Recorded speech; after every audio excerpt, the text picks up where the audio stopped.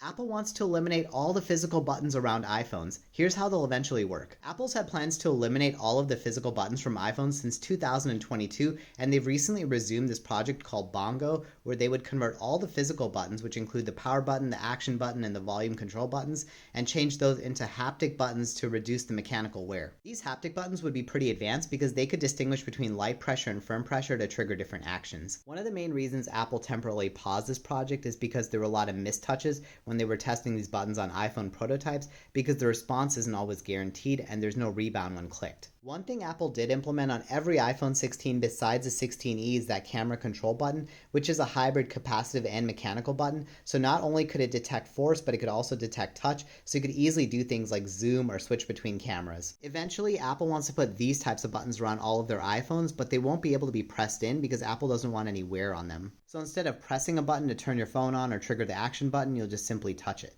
Apple also has plans to expand these buttons to their iPads and Apple Watches as well. Now, you won't see any full capacitive buttons in the iPhone 17s, which are slated to come out later this year because Apple's still testing them. Do you like the idea of a sleek-looking iPhone with no physical buttons and only capacitive buttons with haptic feedback? Let me know what your thoughts are in the comments below. As always, if you enjoyed watching this video, feel free to support me by giving me a like and following my channel.